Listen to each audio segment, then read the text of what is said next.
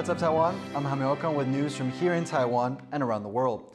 Metro operators in the central city of Taichung received 16 warnings in the 7 seconds after a crane fell onto the tracks. But these were ignored because the control center thought it was a power glitch. Last week, a crane fell from a high-rise building onto Taichung's metro line. A train then crashed into the crane, killing 1 and injuring 10. The company in charge of the metro says that the warnings came from other tracks and not the one that the crane fell onto. Taichung City councilors have slammed the operators for their oversight. 行控中心的人员自始至终都认为是台电的跳电，完全没有意识到是轨道有异物的入侵。我觉得这样的应变实在是太荒唐离谱了，完全搞不清楚到底事故发生在哪里。 Hundreds of people gathered in flash mobs across Taiwan on Sunday to protest for the rights of pedestrians. Organizers hope they sent a message to drivers that when it comes to traffic rules, the law is the law. John Ventres has the story. On Sunday, protesters gathered at crosswalks like this one in cities across Taiwan.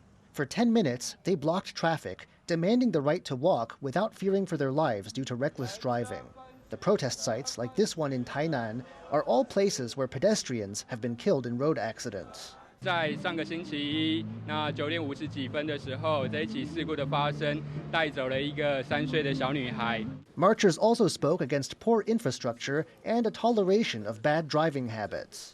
凹凸不平的，然后会有车子停在上面啊，然后甚至有些地方是连人行道都没有的。如果道路的设计不好，我们道路安全的教育不好的时候，其实我们每一个人未来都有可能是加害者跟被害者。But enforcement of traffic law hasn't changed habits.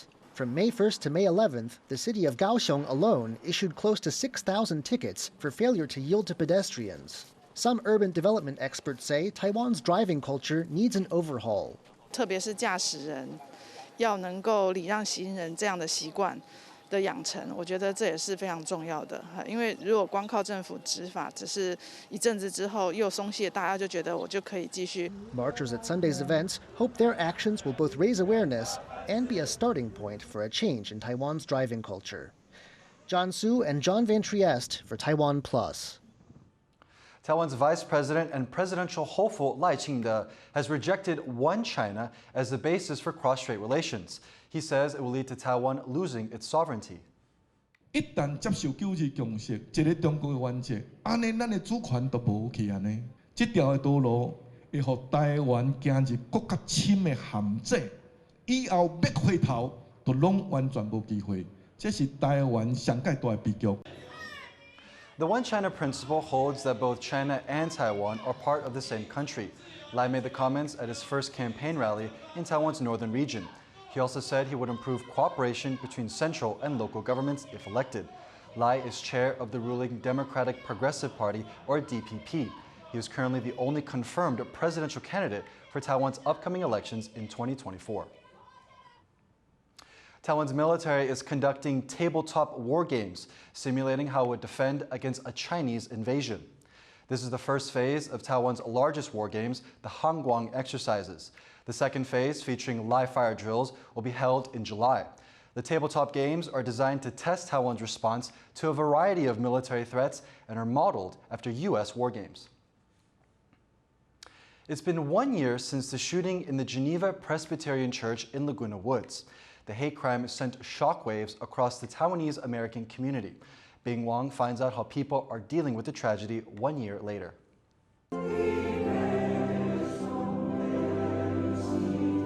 The community is still in mourning. The Geneva Presbyterian Church in Laguna Woods, California, marks 1 year since a gunman fired at a congregation during Sunday service, killing 1 person and injuring 5 others. Most in this community are senior Taiwanese Americans. I think they still have some shadow in their mind, in their, I don't know, some shadow still inside the community. Churches like this one are a sacred place for immigrant Taiwanese in the U.S., but another immigrant drove 400 kilometers to turn it into a crime scene. 68-year-old gunman Taiwan-born David Cho has been indicted on nearly 100 federal charges, including murder, illegal possession of weapons, and hate crimes. In a manifesto called Diary of an Independent Slaying Angel, Cho wrote that he was in favor of Taiwan unifying under Chinese control, and that he hated Taiwanese people who wanted independence. Cho considers himself Chinese, and claims he was bullied growing up in Taiwan because his parents came from China, along with 2 million other migrants after the Chinese Civil War in 1949. The new arrivals held top positions in Taiwan's authoritarian government and the armed forces. This caused deep-seated animosity between the immigrants and local Taiwanese. You know how dictators work is they pit groups against each other so that they don't unify to fight against them. Though that distinction is no longer pronounced within Taiwan, it's still prevalent in the diaspora. The resentment is still there because it's harder for diaspora people to change with how Taiwan changes, because Taiwan keeps on moving, but when you leave Taiwan, you only remember what Taiwan was when you left. 1 year later, this Presbyterian church in California is coming to terms with the hate inflicted upon its immigrant community that's rooted in lingering wounds 10,000 kilometers away in Taiwan. Lian Lian and Bing Wang for TaiwanPlus. Thailand's elections results show that voters have rejected the military-backed government. Opposition parties Move Forward and Pheu Thai gained the most votes. Move Forward did much better than predicted, claiming a large portion of the youth vote. The two opposition parties are now expected to begin discussing a deal to form a coalition government. But that could be an extremely uncertain process for the parties. A joint session of the House of Representatives with the Senate will be held in July to select a new prime minister.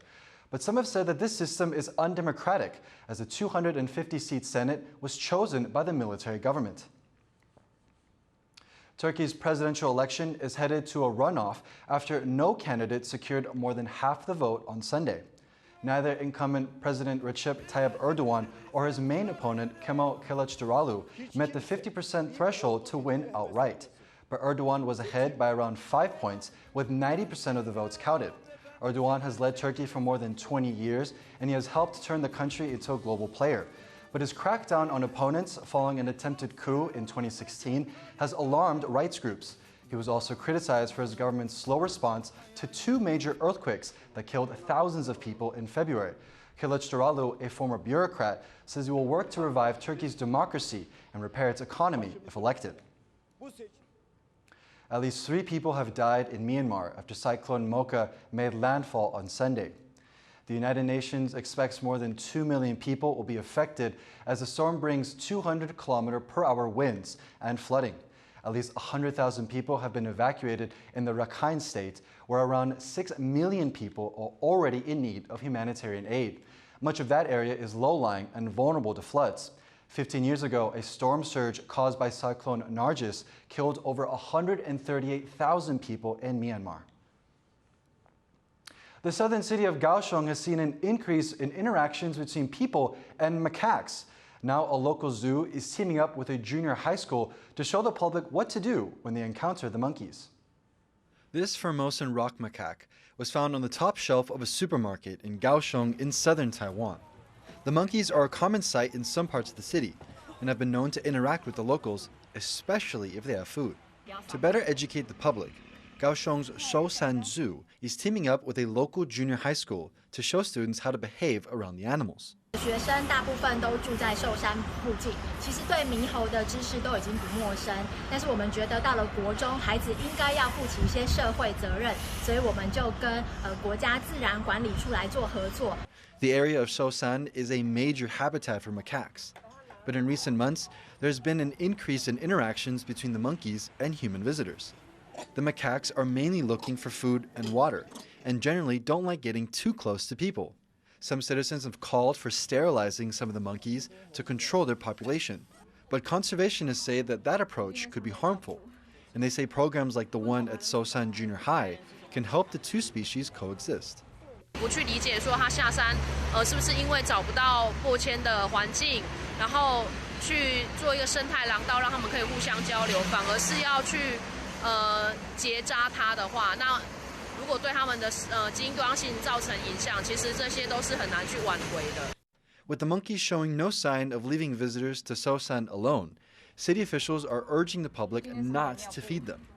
They say this is the best way to keep the monkeys from lingering around. There are currently around 60,000 visually impaired people in Taiwan, but there are only 33 working guide dogs in the entire country. These numbers fall far short of international standards, and it's an issue that's been going on for years. Sandy Chi has this story.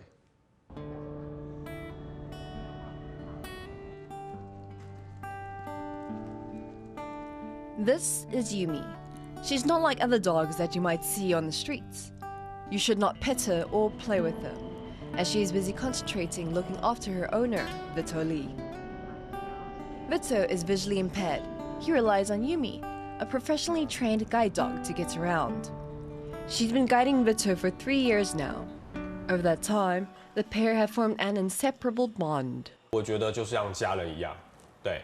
那毕竟因为 Yumi 跟我在一起就是24小时都在一起，在家就我照顾他，但是出外走路的时候就是他照顾我。Like Vito and Yumi, a guide dog's companionship and support can be life-changing for people with visual disabilities. There are over 60,000 visually impaired people living in Taiwan. But according to the latest statistics, the country only has 33 working guide dogs, and this number has barely changed in half a decade. The Ministry of Health and Welfare says the country needs at least 600 trained guide dogs to come anywhere close to meeting international standard. It takes 2 to 3 years to fully train a guide dog and costs over $32,000 each. It's not just high cost. The reasons behind the shortage are complex. Sunny Huang has been a guide dog trainer for 8 years. She says that training more working dogs would be a huge undertaking. 训练好一只导盲犬，它是需要很多时间去培养。确实，我们人力也没有这么足，数量是没有办法说很大量的像机器这样制造出来，需要时间，需要人力。那人力的培养又是很困难的。This guide dog shortage also hints at wider societal issues. Compared with other countries, Taiwan is considered less accommodating for visually impaired people. 我觉得台湾是需要有导盲犬的，因为台湾的路上的环境真的非常的复杂。无论是骑楼下面的停的机车，或者是凸出来的招牌等等，都是很容易让视障朋友撞到。使用手杖还是会有它的盲点，手杖会跟我们呈现一个45度斜斜的45度角。但是如果你走在路上，刚好你的前面是有大货车、大卡车，你刚好手杖会伸下去它的底盘，但是你完全不知道你正前方就是可能是大客车的那种门啊，或者是后斗那种东西，那你就会迎面撞上。In addition to confusing infrastructure and street layouts, the process for applying for a guide dog can be a daunting and difficult experience. Having a dog might also affect visually impaired people's ability to find work or look for accommodation. 使用导盲犬会面临到一些问题，第一个是求职的问题，求职，还有在住宿上面找房子。有些雇主方听到使用者他在用导盲犬，他不会明白的告诉你说狗狗不能进来，但是他会用其他的方式拒绝你，因为你有狗狗，他拒绝让你进来这个工作，或者是你有狗狗，他会用其他的方式拒绝你，让你去申请他的房子去承租。Vito is lucky to have Yumi here to help him, but he's just one of many visually impaired people in Taiwan. And unless there are major changes in the current process, tens of thousands of others will never know how life-changing the aid and companionship of a guide dog can be. Asnaya Zhou and Sandy Chi for TaiwanPlus. Thank you for watching What's Up Taiwan. Remember to download the TaiwanPlus app for more stories from Taiwan and around the world. Finally, today we leave with the images of baby animals at the zoo in Peru. I'm Jaime Ocon. Take care and see you next time.